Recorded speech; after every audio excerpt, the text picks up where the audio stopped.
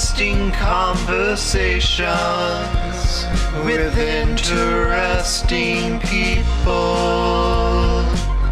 You don't know them at all. Ladies and gentlemen, welcome to You Don't Know Them. My name is Ryan Ayersman. I'm joined here with Matt Lawson. We got a hell of a one today. Make sure that you have your thesaurus. He has a vocabulary. You get your dictionary with your thesaurus. You get a pad of paper and a pen and just kind of write down. You know, I couldn't even keep up because he's just absolutely spitting out this year with this tour, this artist, and to the date. But no, amazing guy, amazing friend, amazing mentor. Ladies and gentlemen, Paul Ramos. This is You Don't Know Them. Interesting conversations with interesting people. My goodness, how long has it been? So I left I was thinking about that. I left the restaurant industry 10 years ago. And so Ryan, I think you had already made your way to Chicago. Matt, you were stuck in the Indiana hellscape for a little while longer, but you made your way west. Well, what year was it that you headed out kind of across the Great Divide? It will be 6 years in June 1st. Congratulations. I'm sure that was a needed and a wise move. Indeed. I was gonna send this via text message, but I figured I'd save it for the show. But we're where we need to be. Nothing really happens on accident, and it's like a phrase I heard. Not many years, but several years back was it all works out in the end. If it hasn't worked out yet, it ain't the end. And it's become a bit of a mantra for me. Indeed. As long as there's humility and you're looking for the lessons as they come, then it all works out. God bless that. I know, and it's I'm glad to hear you say that, because I probably learned that on the other side of the maturation process. You're probably going into it, you're in the process of that, and you understand it before I did. So that's going to save you some heartache on the way out. So that's from an old guy's perspective, that's gratifying to hear, because I can smile and say you're going to be all right. You have to pick in leadership. You have to pick the winners and losers, and there's so many biases, and there's so much there's so many assumptions that are made with lots of variables, and so there's a hubris involved in leadership, and I face it every day. That's with the grace of, I don't know, how do you say, the grace of Roger Waters and Jim Beam.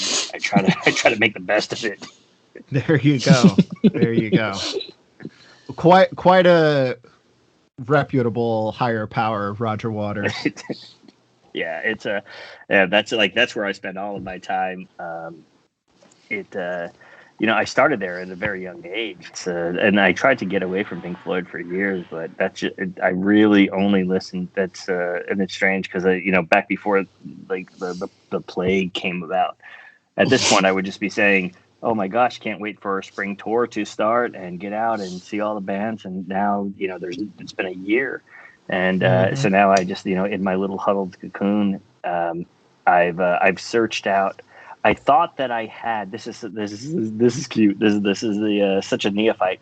I thought I had just about every live version available of Comfortably Numb that was out there, and that YouTube, that fucking thing.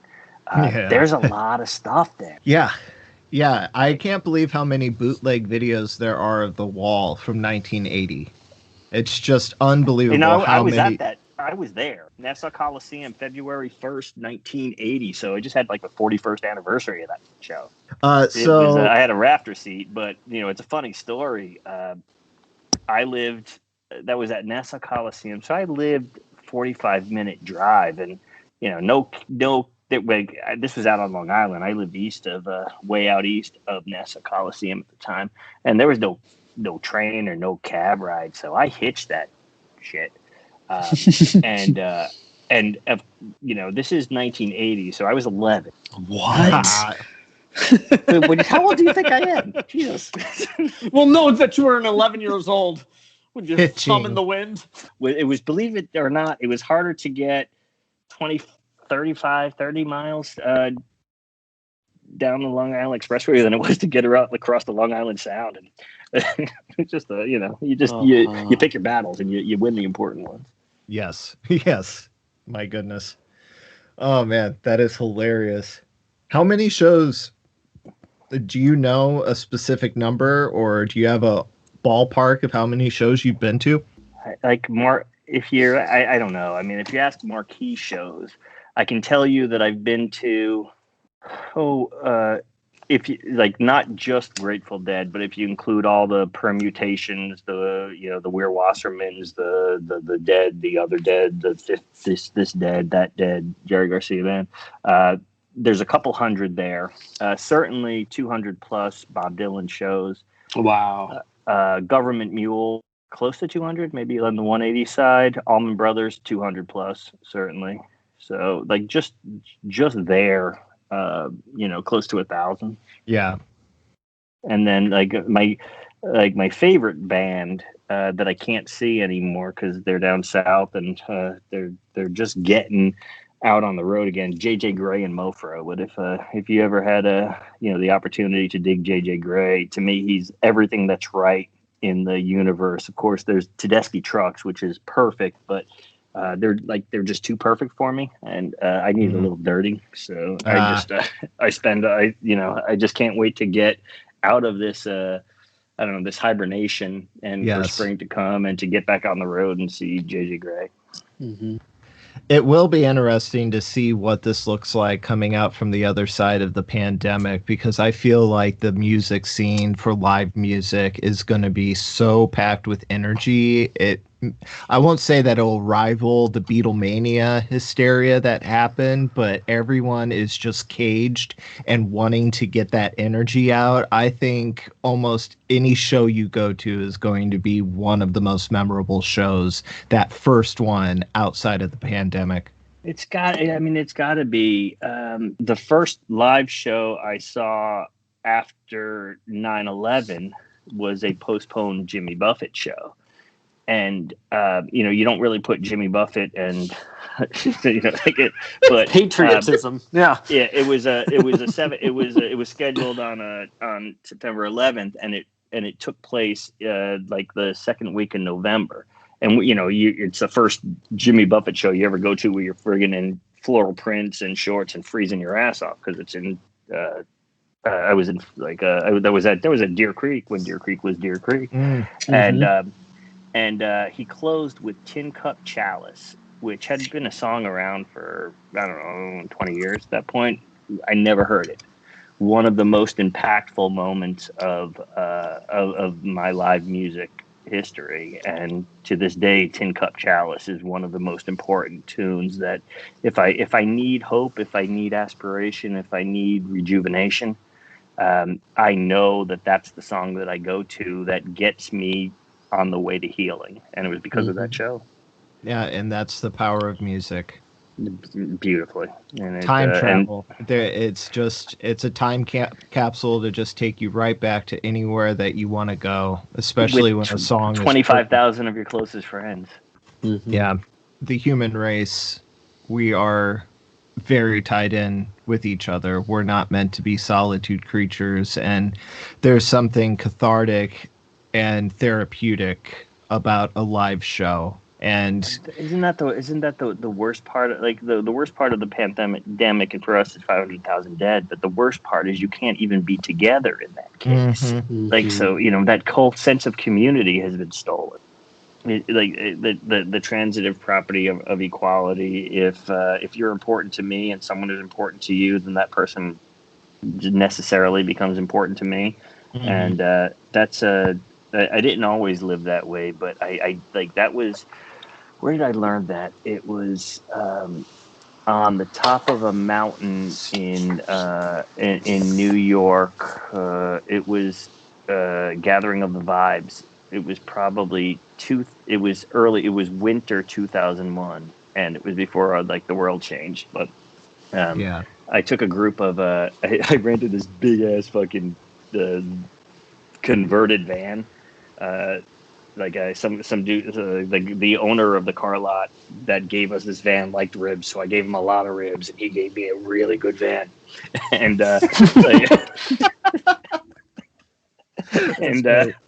and I like it started off with about 8 of us, but I'm pretty sure on the way back it was a much larger number than that.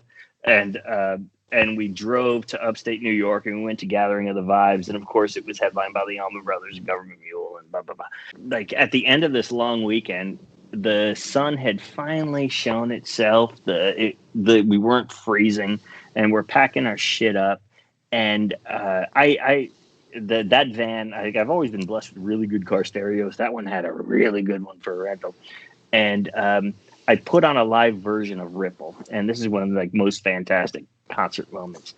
A lot of people had bailed from the temp sites, but a lot of people were still there and slowly moving around. Everybody's kind of, hurting themselves on an early Monday morning after the Sunday close. And Ripple starts. By the beginning of the second verse, there's 30 people sitting around my van. That's cool. Nobody's saying a word. It was, when you talk about sort of religious experiences, if that's a fair comparison, this is what community meant to me. And when the song, and it's a 3.5-minute song. It's not a long song.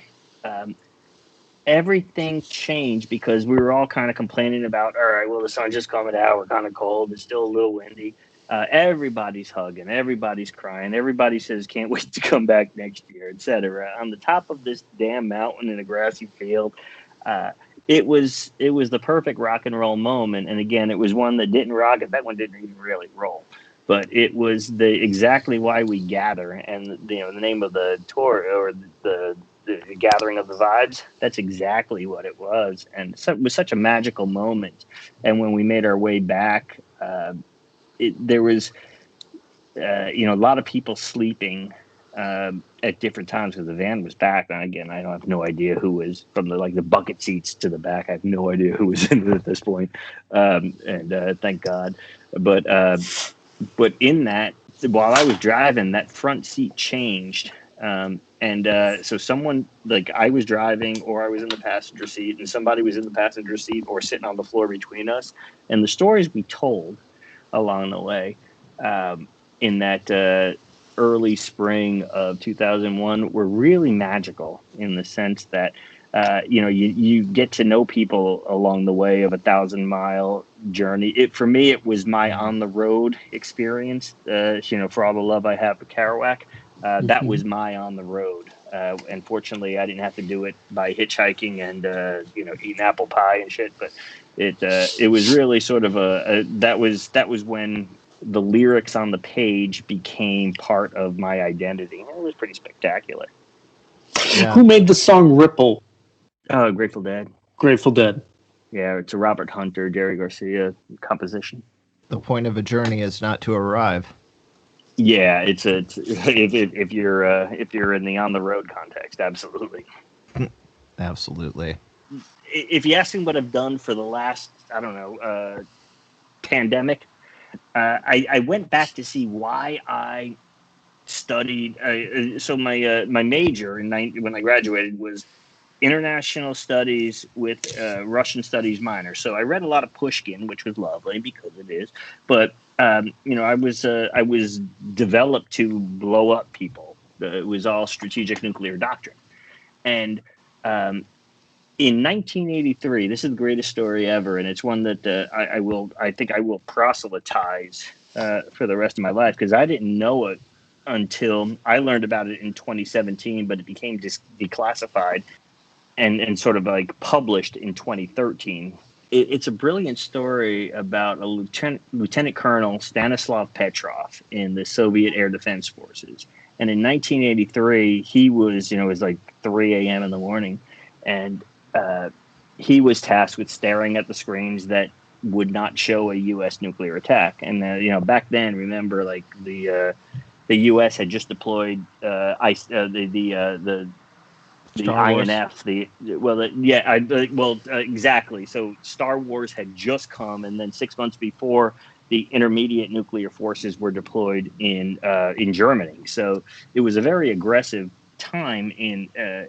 We called it the European theater, but the people in France were like, "It's not a theater; it's my backyard." So, the language wasn't necessarily good. I only learned just a few years ago that on, I think, the day 9/26, so September 26th of '83, and now I celebrate it as Petrov Day. The Soviet screens detected 5 intercontinental ballistic missiles. So, like, from the United States, not from Germany, not from forward forces, and they came in sort of like one, then two more, and he was required to launch a counter strike, and he refused to, and his life became very bad after that. Like, this guy kind of just saved the world. If it wasn't for him just not doing what he had been trained to do and was tasked to do and was required to do, none of us would be here. You guys probably wouldn't even been born or just about been born. It would have been the annihilation of the human race. And for me, this is such an important message that an individual, no matter where or how or what, every voice matters. And with all the stuff, I mean, every single voice matters. And so I just, every chance I get, it's the closest I've ever been to being really annoyingly proselytizing. But this guy's important to me. The numerous times that we came close to blowing the world up, post or during. Yeah, I mean, it started in '63. There was like a really close call, and there was another one just on the near side of this, and this was probably the closest one because we were far more reliant on computer technology. But yeah, there were like 3 in the history that were really bad, and this one being the worst. Yeah, I'm familiar with that one, and that's something that was always a huge interest of mine, and I kind of go down a rabbit hole every time I start thinking about it. But even I don't know how long ago it was, and maybe it was a couple years, maybe it was in the past decade, but I know that there were so many close calls just with us not doing our due diligence with securing the weapons. Or wasn't there one found on a plane unguarded or something like that a couple years ago? The one off of North Carolina's coast that fell into the ocean and didn't detonate. It's unbelievable. Wow. Yeah, I vaguely remember that, and it's so scary that something like that doesn't necessarily even resonate as critical. I think that so gosh, I'll look into that, but that's important, and probably because this is embarrassing, but I really follow the sort of Roger Waters and what he does now, and he really he's kind of crazy in a number of ways. Like, I wish he would never bitch about David Gilmour at 3 a.m. because he doesn't need to do that. But when he takes on a legitimate cause, and even to like Julian, that one's a hard one to get into. But when you look at the details of it, if you're going to protect the First Amendment, it's critically important that we do these types of things. So it's like sometimes I'm teetering on the fence. Matt, you and I have gone around like, is conservatism and liberalism like is one, and I always try to be a little bit on the this side. I'm tired of that. Like I give up. So it's like, there's not a reasonable conservative voice left. So we just got to get it right. Yeah, but the context of those arguments that we were having, and at least speaking from my experience, just how black and white, it's one side versus the other. And now, with American politics, I look at it as it's just two sides of the same coin. One's paid to win, one's paid to lose.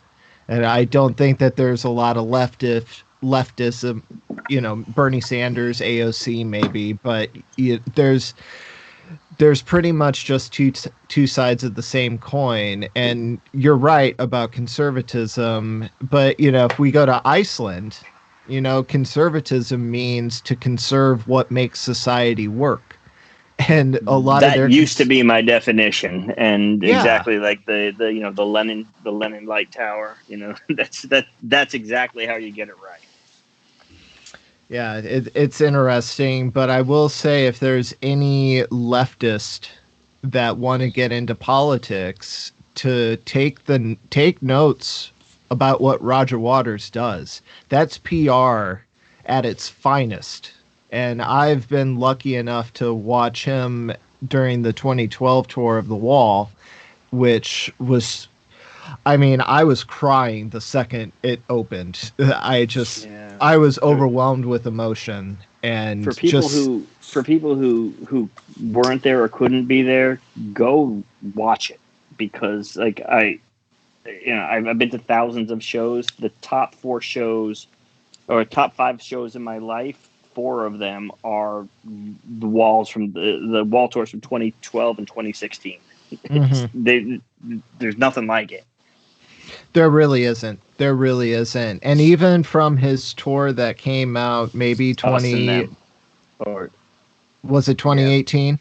Yeah, that was no, because exactly. It was 2018. There was the Us and Them tour, and when he played in Mexico City. 200,000 people. Yeah, it was something maybe even north of that. It could have been close to 300,000. It's I'm embarrassed a lot of things on my Facebook page, but that I put over the years, and I don't do it a whole lot now. But when is this the life we really want? His last solo album came out in 2017. I remember posting that album to my Facebook page and saying, anyone who cares about democracy needs to make this something. Could have been their mantra, their Bible. I listened to that album no less than one time a day. I listened to it 3 or 4 times a day on any given day, and it came out in 2017. Wow. And someone who's 70, he's 78 now, and so for him to release that at age 75, it's believe me, it's not going to make any friends. It's profane. Don't play it at Thanksgiving dinner. It's probably his best work. Maybe not artistically, but impactfully. It's the best. It's his best work, and I can't go a day without listening to it. That thread of empathy that he held on to his entire life is now manifested into this political activism. And it's just, the man is truly just a force to be reckoned with. So to add a little bit to that, I always think about Leonard Cohen is just like, he was making old dude music when he was very young, so it just 65. Aged well all the way through his life. Yeah. So, I went to Toronto. I needed to be there. I needed to drive the 10 hours north. I needed to experience the celebration of his passing with his kinfolk. And it was one of those really important pilgrimages. You know, I think it's you go, you don't say shit, you listen, you play, you go to the art exhibits, because then he certainly wasn't just a lyricist or a simple player. You know, hey Suzanne, he left so much behind, and I kind of needed to be there to celebrate before I could mourn. And he's thank you for bringing him into this conversation. I feel like by the end of this podcast, we're going to have our 9 listeners play a game where you can go to any concert in the history of mankind for the last 50 years and play Where's Paul? Because it seems like you've been pretty much everywhere. Any good concert. So, Yeah. Well, let me give you ones that I didn't know that I would dig. I went to a Madonna show. Holy shit, blew me off the fucking stage. Because I just sort of didn't respect it musically, because I thought it was the production. That was the easy one. The one that I didn't know that I was getting into was Prince, because I'm an idiot. I didn't know just how brilliant an artist he was, and that was at the United Center. And and it was a theater in the round, and there was like Prince in the middle and Sheila E. on the drums. And you know who the other fucking 13 people were? Pretty much everybody from Parliament Funkadelic that I had been worshiping. So there's, Star Child, Diaper Man, like, Tony Cowan on the trumpet. There's, like Bootsy just beating the hell out of everything. Oh my God. What a show. I had no idea. And, I walked out of that was the show that took away my rock and roll hubris, because at that point I knew everything. And I walked out of that going, God damn it. It was I don't, and sad to say, I don't put it in my top 5 shows, but it was probably my most impactful show in the way that I listened to music. Oh, that's such a great way of phrasing that. I think everybody can pinpoint when, their path in music and being a fan of music took a hard left or a hard right from where it was. The detachment of your musical hubris. Well, that was my second. The first one clearly, simply was my first Grateful Dead show. Yeah. As long as you keep that open mind. Well, it's like as you get older, I think the mind gets smaller and the waist gets larger, and I fight that every single day. I don't do real well with the waist, but I'm trying to do it with the mind. Yeah. Well, I don't know, Paul. I was looking at your Facebook pictures, and some of them were up to last year, or 2019. I'm like, Paul's looking like Paul. He's looking exact the same. I had I usually put pictures of George Harrison in place of me, because I'd much rather look at him. Are you actually seeing me, or are you seeing pictures of George circa 74? No, these are pictures, but I don't know. That George Harrison mustache gives it away. Right. I try. So back to the music. An unexpected turn for me has been the electronic scene. Yeah, I would honestly say 80% of what I listen to for the past decade has been all different kinds of electronic music. So definitely outside of that genre, how did that happen? Are you a technology aficionado? Did it make sense along the way? Because for me, I'm just like 2 guitars, a bass, and a drum, and anything else. If you throw in a piano, I'll give you a minute. Yeah, well, I would say that Pink Floyd and 80s Rush, that was a huge thing about the synthesizers. So Subdivisions kicks your ass. Oh God, yeah, and Distant Early Warning, all the pop shit from the 80s, honestly. But the Grace Under Pressure was really a good album. Oh yeah, that was one of my first, but. Yeah, a band that is my bread and butter for the past decade is Tycho, Tycho, and Never heard. yeah, Scott. Yeah, I mean, this is the kind of stuff that you would put on and meditate to. A lot of layers, but it's very colorful and it's laid back. It's down tempo. It's not just this pulsating beat in your face.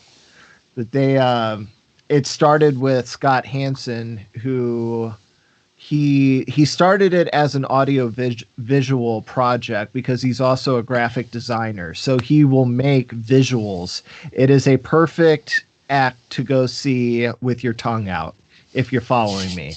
Yeah, I do. But they're like Gilmore did that with the Globe. So make sure you check out that Globe. That fucking Globe will get you. Well, you're talking about the 93 Division Bell tour? No, it's after that, and it's he released a solo album, but it wasn't really an album. It was this fucking metallic globe that it was synth and heavy processed guitar, and this globe would just melt and it was like Terminator 2 plus Gilmore. Oh. The T-1000 plus Gilmore. Kind of creeped me out, but now I'm gonna go check it out again because it's been a long time since I got freaked out by that. But that was the Globe. Yeah, I will send you a link for Tycho. Take it or leave it. I have experience trying to turn you on to new music in the past, and I know what I'm dealing with. What was the band that I really struggled with? I wanted My Morning Jacket. Yeah, I wanted to go hang myself at the Verrazano Bridge because just not good. I don't know. I don't want to get brought down a rabbit hole because I'm lazy at this point, and I know that I know what I like, and it doesn't. It's not because I don't want to hear them. It's just because I know how I treat good music, and then I have to pursue it to its end. And I've given up on a lot of that, so I'm sorry. I understand what you mean. You know what you like, and repeat what you said though. It's been basically 200 shows on average of Government Mule, The Dead, and which were the other bands that you said that there were 1,000? Bob right Dylan, there? the Allman Brothers. I think it's those four. Those are the core. Who am I missing? No, those are the four, and they're between low, just under 200 or above 200. To rediscover from time again, from every once in a while, to rediscover that magic of what music is. I just can't honestly understand how some people just don't care. I like everything, or it's just background music to me. It is the most important driving force. Are you familiar with the? I only know it through Facebook, but they call it Socially Distant Fest, and it's performers from across the country, Key West to Seattle, and they show up there every single day, and some are asking for tips, some are just playing because they're god awful, terrible, and they should be. But it started off. It was really lovely because it was really talented people that were just getting their music out there. It's really watered down now, but it's. I see some of There are just artists from all over the globe. There's this guy who plays guitar in Japan. There's this lady in Australia who calls herself the Queen of Opera. And it dials me in, and, for a very low sum of money or none at all, you just say thank you. And there's a lot of things I hate about Facebook and technology in general, but Socially Distant Fest is become it's now you have, just like in any Grateful Dead parking lot, you got your whack jobs reading tarot cards and dancing to things that they hear, which it kind of sort of waters it down. But there are really some quality people that are filling the void for me, It's worth checking out, and I think it's worth listening to. I do have to jump off here. I do want to ask one more question. I forgot to do this with our last guest last week, but Paul, what's your thoughts on the vegetable beets? Like, is that a multiple choice, or is that or are you talking about beets? Beets, yes. I love beets. I roast them. I marinate them. I cook. Yeah, like as long as they're red, because like yellow ones are they don't have a lot of flavor. But yeah, we don't do yellow beets here. Yeah, if you do it's not matchsticks, so you got to like picture 4 matchsticks. You carve them up and you marinate the shit out of them. You roast them, put them on a salad. That's your heaven. Mm-hmm. All right, we're batting 1,000 so far. Everybody loves beets that we have on the podcast. Good. Oh man. Well, Paul, thank you so much. This was an absolute blast. I don't know that you'll get 27 minutes of content that you want to share, but I really enjoy the idea that like the two of you, we got to hang out, and that Ryan, I only know your sister, but Matt, I feel like I knew your family fairly well, and my condolences. I'm so sorry. This like breaks my heart to hear you lost your mom. But please, Jessica, Mary, send my love, and know that as a restaurant manager, I had no designs on. I wasn't the perfect leader, but I hope that I left the impact that where it comes to leadership, that there were takeaways that mattered, and whether or not that was the intent of this, the invitation here gave me that validation, whether warranted or not. And so I'm not asking to validate, but that's what I get from it. So, it's in this world of COVID, like, because we're on. I spend all my time in this basement. It's like me and my dog, and that's it. I try to communicate very briefly. I don't ever want to I won't take any hour-long meetings on my calendar. Half hour, fuck you, it's funny. But so I've really begun to communicate only in haiku, which is it's the most efficient use of language that I know. And just while I was standing here, I scrawled out a haiku that I think really just kind of says where we are. And haiku, for those that may, it's a Japanese poem. It's got syllabus. It's not iambic pentameter. And I say, Matthew and Ryan, spirits from restaurants past, hope springs eternal. And that's how I felt from the moment Beautiful. That I got you reached out to me. Ha, that's a good haiku there, buddy. No, it's not, but it's a quick one. Yeah, and, well, it hits on the right. It's got the syllables. It's good. Like every good haiku has a sort of a significance and also an attachment to the season. I think it's critical that it has to do with something that's going on externally. I just really thank you for the conversation was really nice, and I was happy to finally be in touch with you. I was saying to friends that this thing has brought back people into my life that I didn't know if I was ever going to talk to again, just because they were years away, but into the past. But no, it's been a delight to speak with you, and thank you very much for your time as well.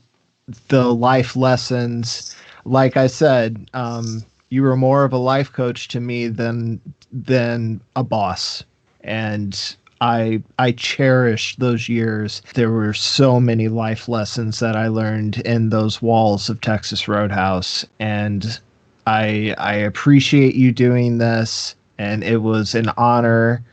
And I can't wait to reach out and have chapter 2, because that's the nice thing about doing a podcast. We don't have anybody telling us what to do. If we want to have you back on again, we'll fucking have you back on again. I love that. Listen to Roger Waters' album, Is This the Life You Really Want? And I'll send you Tycho so you don't have to listen to that. Fucking deal. Thank you, gentlemen. Cheers. And thanks so much for accommodating my schedule. Hugs. Big hugs. Oh, thank you. All right. Take Cheers. care. Enjoy the rest of Good your to Sunday. talk to you, Paul. You take care. Bye-bye. Bye-bye. You don't know them. No, no, no, no, no. You don't know them. Interesting conversations with interesting people. You don't know